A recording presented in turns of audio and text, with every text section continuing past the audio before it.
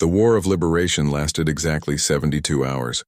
When it ended, 800 years of council rule had become history, and the galaxy faced a future none of them had imagined possible. It began when High Arbiter Zelthus rejected humanity's ultimatum and ordered the council fleet to attack human positions throughout the galaxy. What she expected was a glorious battle where superior numbers would crush the upstart humans and their rebel allies. What happened instead changed warfare forever. Admiral Taemin commanded the battle from the Prometheus, but he was not fighting alone. Through Dr. Jiwan's neural bridge network, every human ship was connected to every other ship in perfect communication. When the council fleet attacked the Rigel colonies, Taemin knew about it instantly. When human forces moved to counterattack council bases, every ship captain knew the plan immediately. "Council forces are engaging our positions at Kepler Prime," reported Communications Officer Jun Hee from her station on the Prometheus bridge. "Acknowledged," Taemin replied calmly. "Execute response pattern 7. Across the galaxy, human fleets moved with impossible precision. Ships that had been hiding in asteroid fields for months suddenly activated their weapons and struck at council targets. Defense platforms that had appeared to be simple mining equipment revealed themselves to be powerful weapons that could destroy entire fleets. General Kyung-ho, now an old man but still sharp as a blade, led ground forces that liberated council prison worlds with minimal casualties. His soldiers had trained for 20 years in tactics no alien military understood. They moved like ghosts, striking without warning and disappearing before enemy forces could respond. "The prison camp at Delta 7 is secured," he reported from the surface of a planet that had been a slave world for 2 centuries. 300,000 beings freed. The guards surrendered without a fight. The council's greatest weakness became clear within hours of the fighting starting. They had grown soft during centuries of peace. Their forces were trained for policing compliant populations, not fighting determined enemies. When faced with humans who had spent 20 years preparing for war, they simply could not adapt quickly enough. Commander Wu Jin proved this when his small squadron of ships destroyed an entire council battle group at the Battle of Proxima Station. Using stealth technology and superior tactics, his 6 ships eliminated 30 council vessels before the enemy even knew they were under attack. "This is impossible," transmitted the council fleet commander just before his flagship exploded. "How can so few ships defeat so many?" "Because we fight for freedom," Wu Jin replied over the open channel. "And you fight only for control." But the most decisive moment of the war came when Dr. Jiwan activated the neural bridge at full power. Every allied world, every resistance movement, every human ship suddenly became part of a single coordinated force that moved and acted as one organism. Council commanders found themselves fighting an enemy that seemed to predict their every move and counter their every strategy before they could implement it. What they did not understand was that humanity and their allies were sharing information at the speed of thought across the entire galaxy. By the end of the first day, Council forces had been driven from 50 star systems. By the end of the second day, their central command structure had collapsed under the weight of simultaneous attacks on multiple fronts. On the third day, Council military units throughout the galaxy began surrendering to human forces. The war ended when High Arbiter Zelthus sent a message of unconditional surrender from Station Concordia, which had been surrounded by human ships for 12 hours. "We yield to the superior force of the Terran Dominion," she transmitted, her voice filled with defeat and confusion. "We request mercy for our surviving personnel." President Insung responded with words that would be remembered. "Throughout galactic history, we offer not mercy but justice, and justice begins with truth." In the aftermath of the Council's defeat, the galaxy faced the enormous task of building a new form of government. The old system of species-based representation had been based on the idea that some races were naturally superior to others. The new system would be based on the radical human concept that all beings deserved equal rights.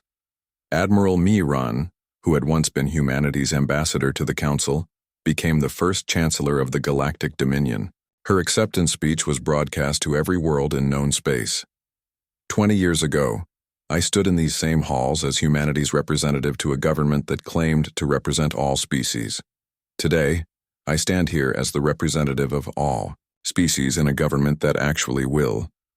The new capital was built where Station Concordia had once stood, but the design was purely human in its approach to equality. Haven Station included habitats designed for every known form of life: water breathers, high-gravity species, energy beings, and dozens of others who had been ignored or marginalized under council rule. Dr. Sojin, despite her advanced age, insisted on leading the technology-sharing program that would bring human advances to every member world of the new Dominion. Her first act was to provide medical technology that could cure diseases the Council had ignored for centuries. "Knowledge belongs to everyone," she declared in her final speech before retirement. That is the lesson humanity learned during our exile. We grew stronger by sharing what we knew, not by hoarding it. The transformation of galactic society happened surprisingly quickly. Species that had been enemies under Council rule found common ground when they were treated as equals. The Kithari biotechnology combined with human engineering to create medical advances that saved billions of lives. Vorlani artistic traditions merged with human entertainment to create new forms of culture that appealed to dozens of different species. Even former council leaders found places in the new order. Zelthus herself became an advisor on governmental reform, helping to design systems that would prevent the concentration of power that had corrupted the old council. "I spent centuries believing that order required control," she said during the Constitutional Convention. "Humans taught me that true order comes from cooperation." Captain Yeji, now promoted to admiral, led the first Dominion exploration fleet beyond the galaxy's edge. Her mission was to search for other civilizations and offer them the same choice the Council had never given anyone: join as equals or remain independent with respect. "The universe is vast enough for everyone to thrive," she announced before departure. "That is the message we carry to the stars." But perhaps the most important change was in how children throughout the galaxy learned about their history. On worlds that had once taught species superiority and the need for strict control, teachers now told stories of cooperation and shared achievement. In a classroom on New Terra, young Minseo listened to her teacher describe the old days when different species could not speak to each other freely. "Teacher Heijin," she asked, "why did the old government think some people were better than others?" "Because they forgot something important," replied her teacher. "They forgot that being different doesn't mean being better or worse. It just means being different." Minseo was the daughter of the legendary Admiral Taemin, but she grew up in a galaxy where her future would be determined by her choices, not her species or her family name. She played with Kithari children who grew plants in impossible gardens, learned mathematics from Korth teachers whose crystal bodies could calculate faster than computers, and dreamed of exploring stars that had never been mapped. When she was old enough to understand history, her father told her about the day humanity was exiled from galactic civilization. "Were you scared, father?" she asked. "Terrified," Taemin admitted. "But fear can be a gift if you use it correctly. It can teach you to prepare for challenges and value what you have." "And you used the fear to build something better?" "We used it to learn what we really were. Not the violent barbarians the Council believed us to be, but builders and protectors who could create rather than just destroy." 50 years after the exile, the galaxy remembered the Council as a cautionary tale about the dangers of unchecked power, but they celebrated the Dominion as proof that any mistake, no matter how terrible, could become the foundation for something better. The final monument to the transformation was built in Earth's orbit, a museum ship called the Second Chance. It contained exhibits from every member world of the Dominion, telling the story of how diversity became strength and how exile became liberation. Children from hundreds of species visited the museum to learn about the time when cooperation was rare and equality was just a dream. They saw artifacts from the old council and learned about the mistakes that had led to centuries of oppression. But they also saw the ships that humans had built during their exile, the technologies that allies had shared, and the treaties that had replaced conquest with partnership. The most popular exhibit was a simple display showing the message that humanity had sent to the galaxy on the day they broke through the exclusion barrier. We return not as conquerors, but as friends. Join us in building a future worthy of all our dreams. And in the end, that was exactly what they had done. The Council had tried to teach humanity humility by taking away their place among the stars. Instead, they had taught them to create a place where every being. 20 years had passed since the exile, and the Council was finally beginning to understand the magnitude of their mistake. In the Great Assembly Hall of Station Concordia, emergency sessions had been called for 3 weeks straight. The reports, coming from across the galaxy, were impossible to believe, yet they could not be ignored. High Arbiter Zelthus stood before the assembled representatives, her pale hands trembling with barely controlled anger. In the last month, we have lost contact with 47 star systems. Our forces have been driven from the Rigel sector entirely. Unknown ships are attacking our installations throughout the Outer Rim. The Korth representative pulsed, angry. Red light through his crystal body. These rebels have technology we do not understand. Their ships appear and disappear like ghosts. Their weapons pierce our shields as if they were not there. The Vorlani have declared independence again, reported an Exari speaker. This time they have weapons to enforce their declaration. Zelthus looked around the hall at faces filled with confusion and fear. For 800 years, the Council had maintained peace through strength and intimidation. Now that peace was crumbling, and they did not understand why.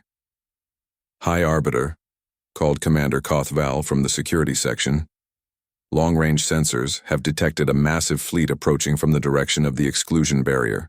Every being in the assembly hall turned to stare at the security chief. The exclusion barrier had held the humans prisoner for 20 years. Nothing could pass through it. That is impossible, Zelthus said. The barrier cannot be breached. The fleet will arrive at Concordia in 6 hours, Kothval replied. And High Arbiter, the energy signatures match no known Council technology. 6 hours later, the impossible became reality. The massive human fleet emerged from hyperspace like a silver tide, hundreds of ships moving in perfect formation toward the heart of Council space. At their head flew the flagship Prometheus, a vessel so large it cast shadows on Station Concordia's solar panels.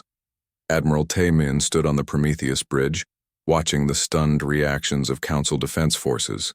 For 20 years he had planned this moment.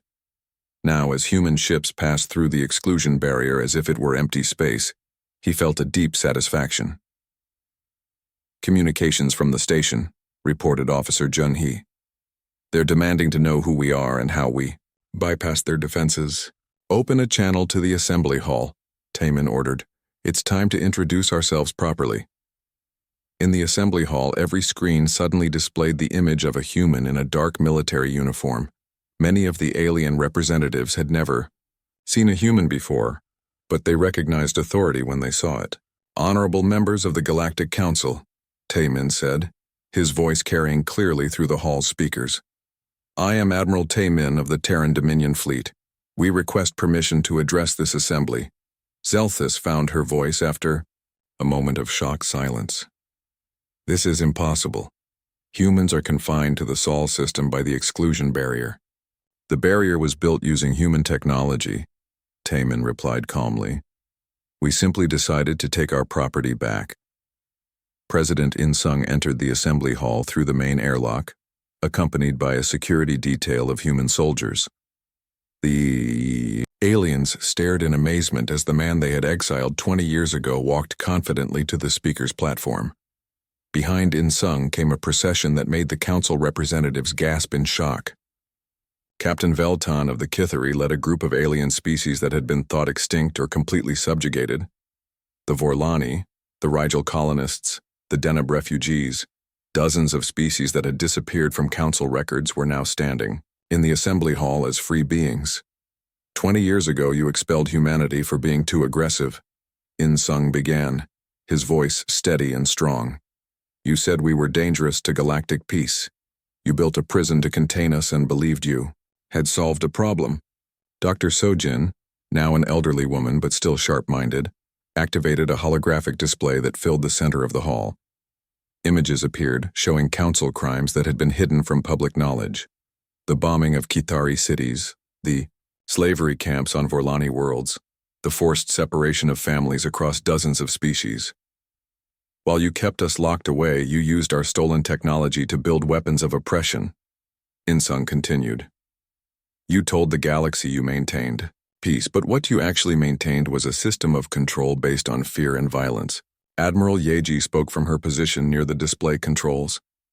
The Terran Dominion now includes over 200 star systems. Each world joined us voluntarily, seeking the freedom you denied them. A Nexari representative stood up, his voice shaking with outrage. You cannot simply claim independent systems. The Council has governed this galaxy for 8 centuries. And what has that governance brought? Asked Dr. Jiwan as she activated another set of displays. Wars hidden from public knowledge. Species enslaved in the name of protection. Children stolen from their families for education that destroys their cultures. The evidence was overwhelming and impossible to deny. The Council had presented itself as a force for peace while practicing the very oppression they claimed to prevent. Commander Wu Jin reported the military situation. Council forces are mobilizing throughout the galaxy, but their response is chaotic. Many of their subject worlds are refusing to send reinforcements. In Sung raised his hand for silence. We did not come here to destroy the Council or conquer the galaxy. We came to offer you a choice. What choice? Zelthus demanded.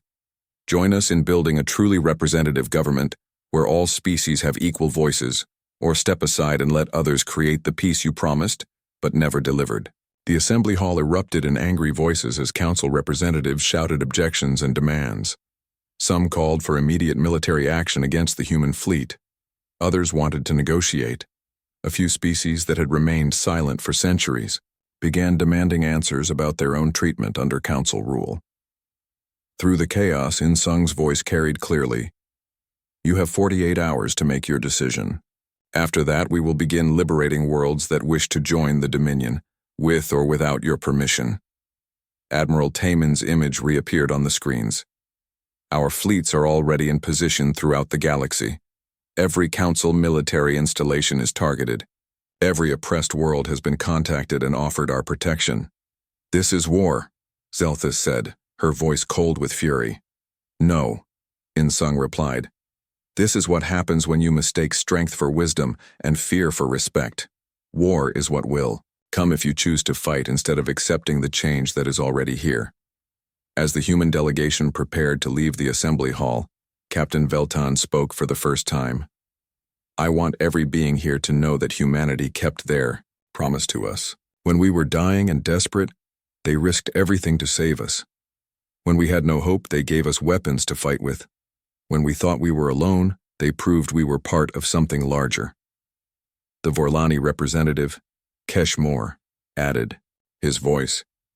My people have been free for 2 years now because humans taught us that freedom is not given, it is taken. The Council had 30 years to help us. Instead, they helped our oppressors. As the humans and their allies left the assembly hall, the Council representatives were left to contemplate a galaxy that had changed beyond their recognition. The humans they had dismissed as primitive and violent had spent 20 years building an alliance that now challenged their authority across hundreds of worlds. High Arbiter Zelthus looked around at her fellow council members and saw fear, confusion, and growing anger. Prepare the fleet for immediate deployment, she ordered. If the humans want a war, they will have one. But even as she spoke the words, she wondered if the council's ships would be enough to stop an enemy that had turned exile into victory and isolation into alliance. Outside the station, the human fleet waited in perfect formation. They had spent 20 years preparing for this moment, and they were ready for whatever choice the council would make. The galaxy was about to change, forever, and this time humanity would not be alone in shaping its future. 15 years had passed since the exile, and the galaxy was changing in ways the council could not understand. Trade routes that had existed for centuries were shifting. Entire star systems were going quiet, their communications with council, space mysteriously ending. Refugee populations were disappearing from detention camps, leaving no trace behind. Admiral Miran commanded the diplomatic vessel Harmony as it approached the Vorlani homeworld of Kepler Prime. The ship looked like an ordinary merchant vessel, but hidden beneath its peaceful exterior were the most advanced stealth systems humanity had ever built. To Council sensors, the Harmony appeared to be nothing more than an automated cargo hauler. "We're receiving a response to our message," reported Communications Officer Jun-hee. She was young and spoke 7 alien languages fluently. "The Vorlani, Council wants to meet, but they're scared. They think this might be a Council trap." Miran understood their fear.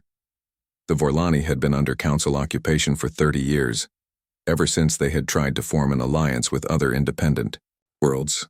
Their planet was beautiful but heavily guarded, with Council warships in orbit and Council troops in every city. "Tell them we bring greetings from the Kithari resistance," Miran said. "Captain Veltan sends word that freedom is possible." On the planet's surface, Vorlani leader Keshmore read the message with trembling hands. His people had suffered under Council rule for a generation. Their children were taken away for education, their resources were stripped from their world, and their culture was slowly being erased. "It could be a trick," warned his advisor, Veltam. "It could be salvation," Keshmore replied. "We cannot continue as we are. Our people are dying slowly." Captain Tae-young commanded one of humanity's new generation of disguised vessels. The merchant ship Golden Dawn carried terraforming equipment, medical supplies, and defensive systems to worlds that had secretly joined humanity's growing coalition. To anyone watching, it was simply a trader making routine deliveries, but Tae-young's real cargo was hope. "Approaching the Rigel-free colonies," reported his navigator, Hwan-seok. "Local defense forces are challenging our approach. Send the recognition code," Tae-young ordered, "and prepare to dock at Station Liberty." Station Liberty had once been a Council prison facility. Now it was the capital of 12 independent colonies that had declared freedom from Council authority. The transformation had taken 2 years and the help of 3 human engineering teams. When Tae-young met with colony leader Nash Vel, he carried plans for building a new type of defense platform, one that could hide among asteroids and strike without warning. "The Council has increased patrols in this sector," Nash Vel reported. "They suspect something is happening, but they don't know what." "Good," Tae-young replied. "Suspicion will make them make mistakes, and we are very good at taking advantage of mistakes." Dr. Jiwon worked in a laboratory that officially did not exist. The Neural Bridge Project was humanity's most secret research program, and its success would determine whether their growing alliance could survive a war with the Council. "The quantum entanglement communication array is working perfectly," she reported to Admiral Taemin via a secure link. "We can now maintain instant communication across any distance without using Council networks." This was revolutionary technology. While the Council relied on message relays that could be monitored and disrupted, humanity's allies would be able to coordinate their actions perfectly, no matter how far apart they were. "How many systems can we connect?" Taemin asked. "Theoretically, there's no limit. Every ship, every base, every allied world can be part of the network." Commander Wu Jin supervised the construction of humanity's first extrasolar military base. New Terra Station was being built in the outer Kithari system, hidden inside a hollowed-out asteroid. From here, human forces could support resistance movements across an entire sector of space. "The defense platforms are operational," reported Chief Engineer Sohai. "The shipyard is producing 2 new vessels per month, and the habitat sections can support 50,000 people if needed." Wu Jin looked out at the construction through his office window. In just 2 years, this empty rock had become a fortress that could defend itself against anything the Council might send. "What's our status on the Second Earth project?" he asked. "The artificial biosphere is ahead of schedule. We'll have breathable atmosphere throughout the station within 6 months." The Second Earth was humanity's backup plan. If the Council ever found a way to destroy the Sol system, humans would survive here among the stars, ready to rebuild their civilization. Agent Hae-won worked in the shadows, running what she privately called the Underground Railroad. Her job was to rescue people from Council persecution and transport them to human-protected space. It was dangerous work that required her to constantly change identities and travel through hostile territory. 37 refugees from the Deneb system are ready for transport, she reported from a hidden base in the outer asteroid belt. Mostly families with children. The Council was planning to separate them for re-education. Each rescue mission made her angry at the Council's cruelty, but it also filled her with pride in humanity's response. Every person they saved became part of their growing alliance, bringing new skills and knowledge to the fight for freedom. On the Council's capital world of Concordia Prime, High Arbiter Zelthus studied reports that made no sense. Trade patterns were changing without explanation. Communication networks were being bypassed by unknown methods. Most disturbing of all, resistance movements were becoming more organized and effective. The humans have been silent for 15 years, she told her security chief, Commander Kothval. What could they possibly have to do with these problems? Perhaps nothing, High Arbiter. They are trapped in their home system by the exclusion barrier. But Zelthus had not maintained power for 2 centuries by ignoring suspicious patterns. Something was happening in the galaxy, and her instincts told her it was connected to the exiled humans. Double the patrols along the exclusion barrier, she ordered, and increase surveillance on all resistance movements. Dr. Sojin, now elderly, but still brilliant, worked on humanity's most ambitious project yet. The Prometheus drive would allow ships to travel faster than any Council vessel, opening up possibilities for exploration and warfare that would change the balance of power forever. The prototype tests are successful, she reported to the Human Leadership Council. A ship equipped with the Prometheus drive can cross the galaxy in weeks instead of months. President In-sung studied the implications. How long until we can install these drives in our fleet? 1 year for the first batch of ships. 3 years to upgrade the entire fleet. Admiral Taemin leaned forward. And Council ships? Their fastest vessels would take 6 months to make the same journey. We would have tactical superiority in any engagement. The meeting was interrupted by an urgent message from Captain Yeji, who was conducting reconnaissance near Council space. Priority. Transmission from Shadowrunner, reported the communications officer. The Council is mobilizing their fleet. Massive military buildup at 3 major shipyards. In-sung stood up, his expression grave. They know something is happening. Then it's time to stop hiding, Taemin said. Send word to all our allies. Operation Freedom begins in 30 days. Across the galaxy, hidden transmitters carried coded messages to resistance movements on 200 worlds. The messages were brief, but historic. The liberation begins soon. Prepare for war. On Kepler Prime, Keshmore received the message and smiled for the first time in years. His people had suffered under Council occupation for 3 decades. Soon they would have a chance to fight back. In the Rigel colonies, Nashville activated defense systems that had been secretly installed over 2 years. Weapon platforms hidden in asteroids powered up their energy cannons. Stealth ships moved into attack positions. On New Terra Station, Commander Wu Jin watched as the human fleet prepared for its first open action since the exile. Ships that had been built in secret for 15 years were finally ready to reveal themselves to the galaxy. The Council had exiled humanity to prevent a war. Instead, they had given humans 15 years to prepare for one.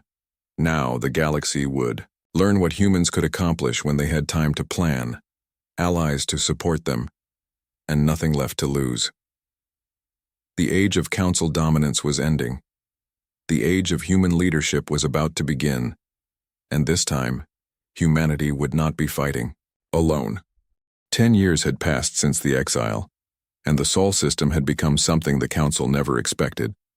Where they had left humanity to die in isolation, they had instead created the most advanced military force in the galaxy.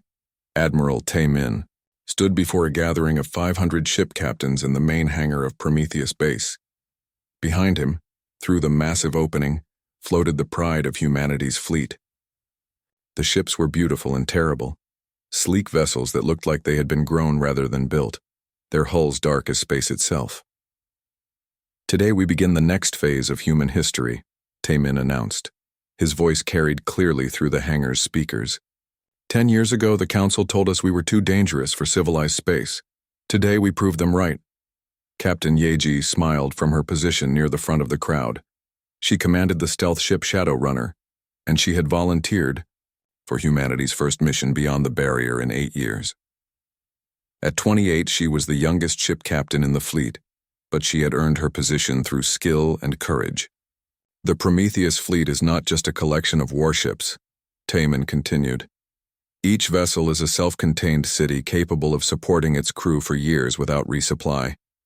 Our technology is decades ahead of anything the Council possesses. Our tactics are based on centuries of human warfare experience that they cannot match. In the depths of Prometheus Base, Dr. Sojin worked with her team to prepare the barrier-breaking device. It was smaller than most people expected, just a metal cylinder the size of a person's arm. But inside that cylinder was technology that would change the balance of power in the galaxy. The quantum resonance disruptor will create a temporary hole in the barrier, she explained to the technicians who would install it on Yeji's ship. The opening will last exactly 17 minutes and 43 seconds. After that, it will seal itself. Dr. Wanho, now Sojin's second-in-command, asked the question everyone was thinking. What if the Council detects the breach? They will. Detect it, Sojin replied calmly. But by the time they understand what happened, our ship will be long gone. Engineer Dongwu had spent the last 2 years working on humanity's most ambitious project. The mobile cities he designed were marvels of engineering, kilometer-long vessels that could carry entire populations between the stars. But more than that, they could build new habitats wherever they went. The ARC ships are ready for deployment, he reported to Taemin in a private meeting. Each one carries enough equipment and supplies to establish a complete colony in any star system. And the construction time for a new base? 6 months for a basic facility, 2 years for a full industrial complex. Taemin nodded. This was the key to humanity's plan. They would not just break free from the Sol system, they would build a new civilization among the stars. On Earth, President In-sung addressed the planet's population from the steps of the Global Council building in Dubai, Geneva. He was a man who had once been a teacher, but exile had made him into a leader. Behind him, the flags of Earth's nations flew alongside a new banner, the Silver Star of Free Humanity. My fellow humans, he began. 10 years ago, we were cast out from galactic civilization. They called us violent and dangerous. They said we could not be trusted with the responsibilities of space travel. Billions of people watched from their homes, from space stations, from colonies on Mars and Luna and the asteroids. They had suffered through years of isolation and hardship, but they had also grown stronger. Today, we take our first step back into the galaxy, In-sung continued. Not as conquerors, but as liberators. We go to offer hope to those who have none, freedom to those who are oppressed, and friendship to those who have been abandoned by their own governments. In the Kithari system, 300 light-years from Earth, a small alien ship drifted helplessly through space. Its engines were dead, its life support failing, and its crew of 12 Kithari refugees faced slow death in the void. Captain Veltan had led her people's fight for independence from the Council for 5 years. Now, with her ship dying and her cause apparently lost, she recorded a final message to send to any Kithari who might survive. We tried to be free, she whispered into the communicator. The Council could not tolerate worlds that refused their control. They said we were too primitive for self-government. They were wrong, but we were not strong enough to prove it.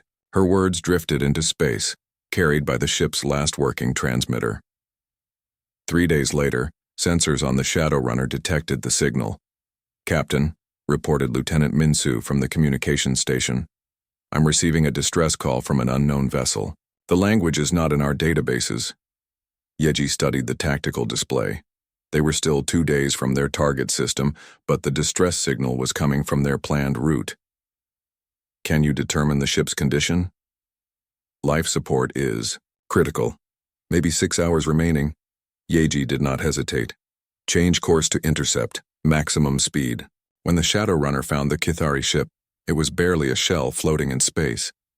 Yeji ordered her crew to bring the survivors aboard, even though first contact protocols said they should maintain distance from unknown species. Captain Veltan woke up in the Shadowrunner's medical bay to find herself looking at creatures she had never seen before. The humans were smaller than Cathari, but they moved with quick confidence. Their leader, a young female, spoke through a translation device.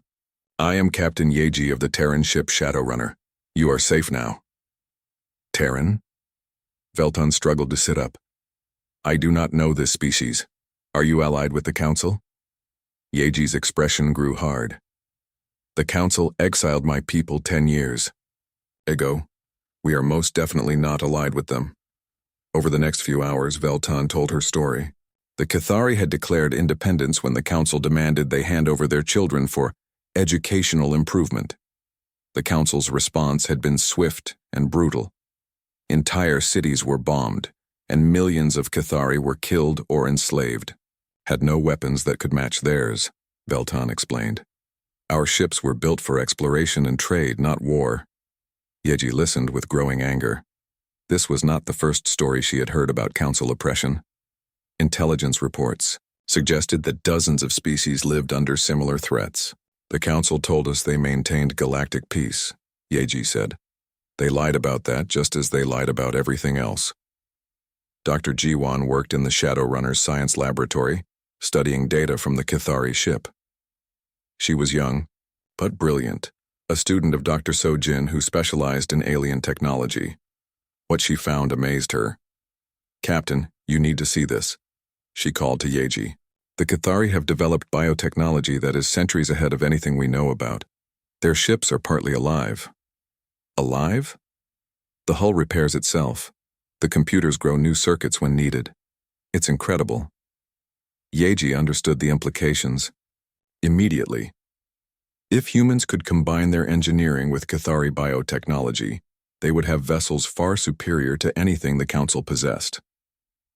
When the Shadowrunner returned to Sol System, it carried more than just rescued refugees.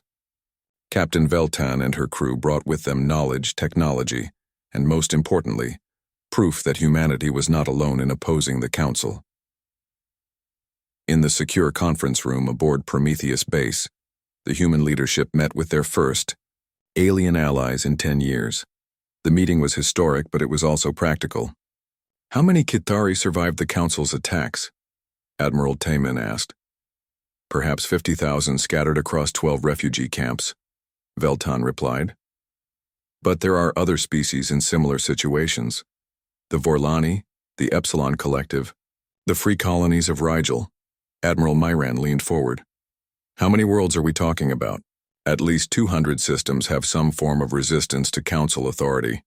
President In Sung spoke for the first time during the meeting. "Captain Veltan, what would your people need to fight back against the Council?" "Ships, weapons, hope." "We can provide all three," In Sung replied. "In exchange, we ask only for friendship and mutual support." Veltan looked around the room at the human leaders. These were the people the Council had called too dangerous for civilized space. She was beginning to understand that the Council had made a very serious mistake. "My people accept your offer," she said formally. "But I must warn you, the Council will not ignore this. When they discover that humans have broken free from exile, they will send everything they have to stop you." Taymin smiled, and it was not a pleasant expression. "Let them come. They created us by trying to destroy us. Now they will face the consequences." Outside the meeting room, construction crews worked to modify ARC ships for their new mission. Instead of carrying only humans to distant stars, they would carry hope to oppressed peoples across the galaxy. The Council had meant to teach humanity humility by locking them away from the stars. Instead, they had created an enemy that understood, something they had forgotten. Freedom was worth any price, and some fights were worth starting. 5 years had passed since the Great Exile. The Sol System had changed in ways no one could have imagined. Where once there had been empty space around Jupiter, now massive metal structures floated like silver cities. The orbital shipyards worked, day and night, their lights visible from millions of kilometers away. Admiral Taman stood on the observation deck of New Horizons Station, watching construction robots build another warship. The vessel was unlike anything humanity had made before. Longer, stronger, and packed with technology that would have seemed impossible just a few years ago. "How many ships will be ready by next month?" he asked engineer Dong Wu, who stood beside him studying a data pad. 15 more combat vessels plus 3 new carrier ships, Dong Wu replied. He was a quiet man who had once built peaceful space stations. Now he designed weapons of war. "But Admiral, we are running low on rare metals.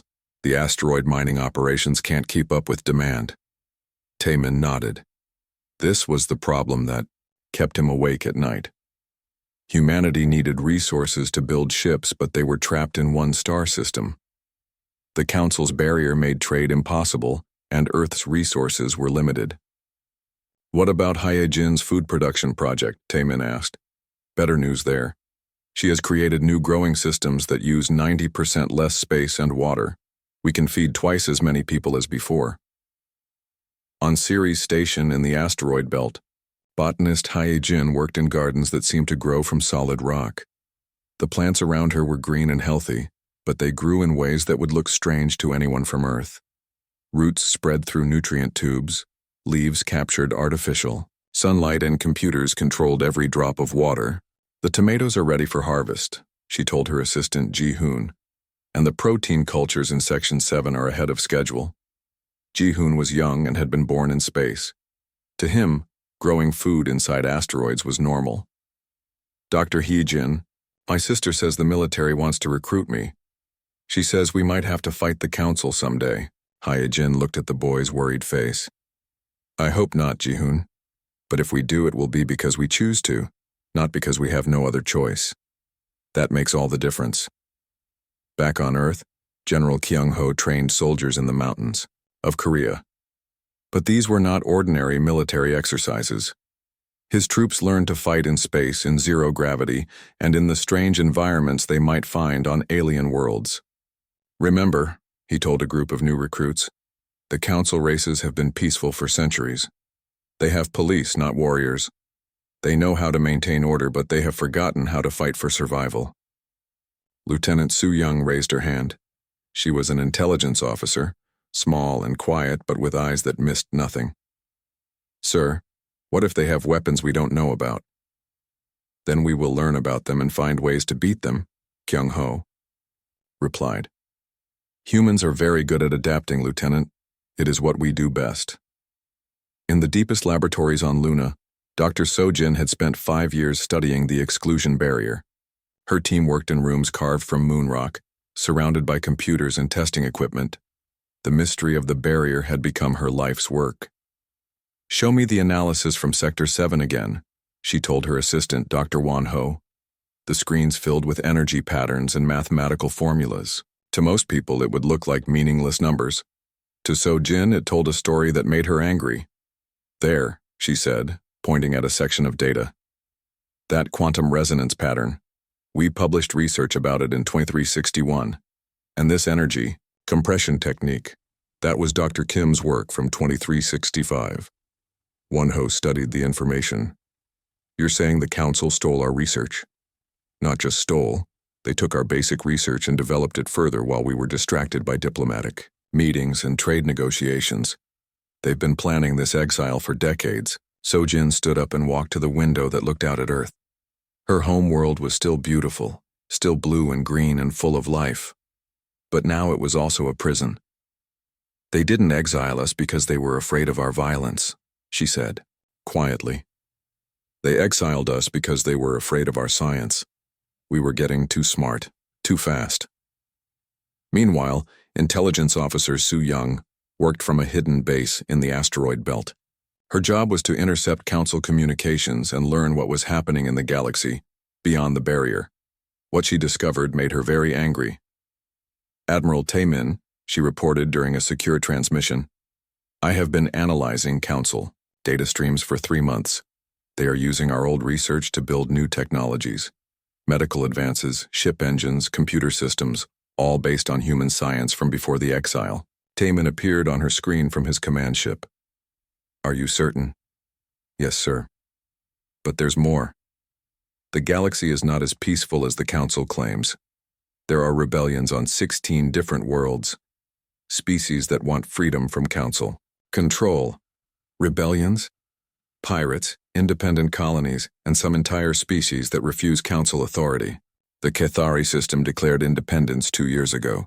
The Council has been fighting small wars while telling everyone the galaxy is at peace. This was important news. Taimin had always wondered if humanity was truly alone in opposing the Council. Now he knew they were not. On the construction yards around Jupiter, Dongwu supervised the building of humanity's most ambitious project yet.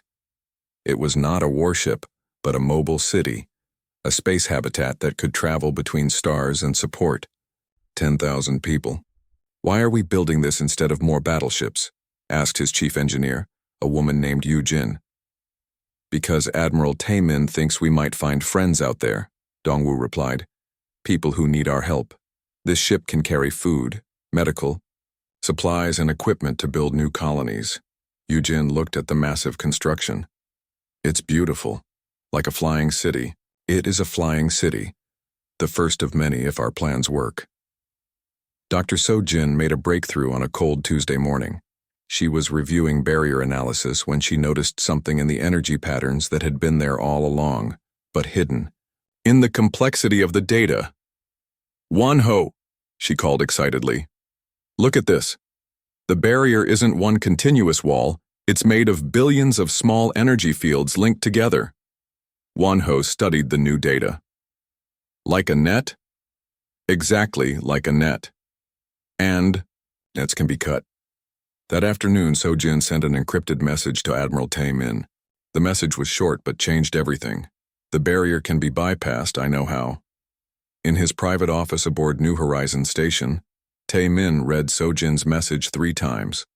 Then he called a meeting of humanity's top leaders. They gathered in a secure room with no windows and no recording devices. "Dr. Sojin believes we can break through the barrier," Taimin announced. "Not destroy it, but create temporary openings." General Kyung-ho leaned forward. "How long would these openings last?" "Long enough for small ships to pass through without being detected." Admiral Mi-ran, who had once been a diplomat, but now helped plan military operations, asked the important question. "What would we do once we get through?" Taimin looked around the room at the faces of people who had become humanity's secret government. "We would do what humans do best. We would find people who need help and we would help them. And if the Council tries to stop us, then we would show them that exile made us stronger, not weaker." Outside the meeting room, construction continued on ships that would never be registered with any galactic authority. In laboratories, scientists worked on technologies the Council had never seen. In training facilities, soldiers prepared for battles that might determine the fate of 2 civilizations. The Council had wanted to keep humanity locked away from the galaxy. They were about to learn that prison walls only work if the prisoners cannot break them, and humans had become very good at breaking things that stood in their way. The Great Hall of Station Concordia stretched like a metal canyon before Admiral Jae-woo. Above him, 300 alien faces looked down from curved galleries, their eyes glowing with different colors in the dim light. The Velthari floated, like pale ghosts, their long arms moving in the air. The Korth stood like living crystals, light dancing inside their bodies. The Nexari moved as one group, their thoughts shared between them.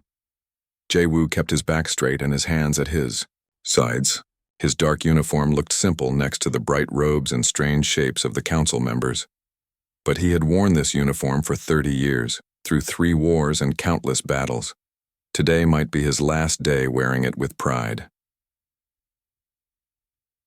Ambassador. Mi-ran sat in the human section, her face calm but her hands tight on her chair. She had spent 5 years trying to make peace with these aliens. She had learned their languages, studied their cultures, and believed that humans could find a place among the stars. Now she watched her dreams fall apart. Admiral Jae-woo of the Terran Defense Force. The High Arbiter's voice echoed through the hall. The tall Velthari looked like a walking skeleton covered in white silk. "You stand before this council charged with crimes against galactic peace." Jae-woo did not move. I stand ready to answer. Your species has built more warships in 50 years than most races build in 500. You have claimed 17 star systems without permission. Your military grows stronger every day while you speak of peace. The High Arbiter's voice grew cold. Most serious of all, you have shown violent behavior toward peaceful species. We defended ourselves, Jae-woo said. His voice was steady and strong. When the Corvin pirates attacked our cargo ships, we stopped them. When the Zephyrian slavers tried to take human colonists, we freed our people. We have never started a war. A Korth representative stepped forward, light pulsing angry red through its crystal body. You destroyed 3 Corvin battle groups completely. You left no survivors. They gave no mercy to our civilians.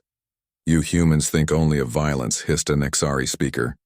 Your history on Earth shows endless wars. Your entertainment celebrates fighting and death. You are dangerous to galactic peace. Miran stood up from her seat. Honored council members, humanity has contributed much to our shared knowledge. Our doctors have cured diseases. Our engineers have built faster ships. Our explorers have found new worlds for all species to share. Built faster warships, corrected the High Arbiter. Found new worlds to claim for yourselves. In the depths of space, Commander Taman received the transmission on his ship's bridge. The message was short and clear. All human vessels withdraw beyond Sol system immediately. Council orders.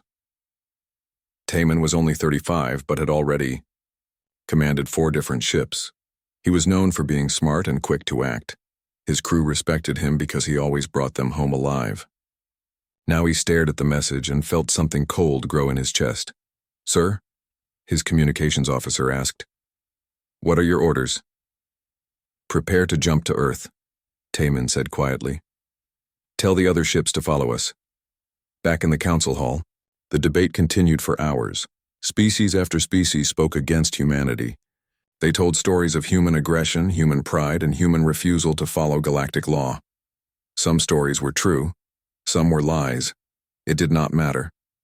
Dr. So-jin watched from the visitors section. She was the chief scientist on the research, ship discovery, and she understood alien technology better than most humans. As she listened to the charges, she studied the council's behavior. Something felt wrong about this trial. It was too organized, too planned, as if the decision had been made before it started. When the voting began, no one was surprised by the result. 300 voices spoke as one. Guilty. The High Arbiter raised one pale hand. By the power of this council, humanity is expelled from galactic civilization. All trade agreements are ended. All technology sharing is stopped. All territorial rights are removed. Jae-woo felt the words like physical blows, but his face did not change. And our colonies, our people living on other worlds, they have 30 days to return to human space or lose council protection forever. This is madness, Miran said, standing again. You punish an entire species for defending itself. We protect the galaxy from a dangerous species, the High Arbiter replied. Guards, escort the humans from this station. As alien security forces moved toward them, Jae-woo looked around the great hall one last time. You think you are sending us into darkness, he said, his voice carrying to every corner of the room. But humans have always done their best work in the dark. The journey home took 3 days. Human ships formed a long line stretching across space, cargo vessels, and passenger ships protected by military escorts. Taman's ship led the way, but he felt like he was running from a fight instead of winning one. On the 3rd day, they reached the edge of Sol system and saw something that made everyone stop. A wall of energy stretched across space, blocking the path to Earth. It shimmered like water but felt solid as stone. The exclusion barrier built by the Council to keep humanity locked in their home system. It's beautiful, said Lieutenant Hana, Taman's weapons officer. And terrifying. So-jin studied the energy readings from her science station. The patterns were complex and powerful, using technology far beyond what the Council had shown before. But as she watched the data flow across her screens, something familiar caught her attention. Sir, she called to Tai Min. These energy patterns. Some of them match quantum research we did on Earth 20 years ago. Are you sure? I helped write some of those research papers. Jin's voice was quiet and thoughtful. This barrier technology, it's partly based on human science. Taemin moved to look at her screens. The information was complex, but the basic idea was clear. Somehow, the Council had used human discoveries to build the prison that now held them. Keep studying this, Taemin ordered. I want to know everything about how this barrier works. Yes, sir, but sir? Jin looked up at him. If this is based on our science, then maybe we can find a way through it. The last human ship passed through the barrier that night. As they crossed into the Sol system, every person on every ship looked back at the wall of energy that now separated them from the galaxy they had tried to join. On Earth, billions of people waited for news. When the reports came, there was anger and fear and sadness. But there was something else, too. Something that had carried humanity from caves to the stars. General Kyung-ho stood in the war room deep under New Seoul, looking at star maps that showed human territory shrinking to just one small system. Around him, his staff waited for orders. What are we going to do, sir? Asked Colonel Bin-woo. Kyung-ho touched the map where Earth sat alone in the darkness. We are going to do what humans have always done when the world tries to destroy us, he said. We are going to survive. And then we are going to show them that they made the biggest mistake in galactic history. In space stations around Jupiter and Mars, workers began building new factories. In laboratories on Earth and Luna, scientists started new research projects. In military bases across the system, soldiers trained for battles that might come. The Council had given humanity a choice: die quietly in exile, or prove them right about human danger. They were about to learn that humans were very good at making difficult choices.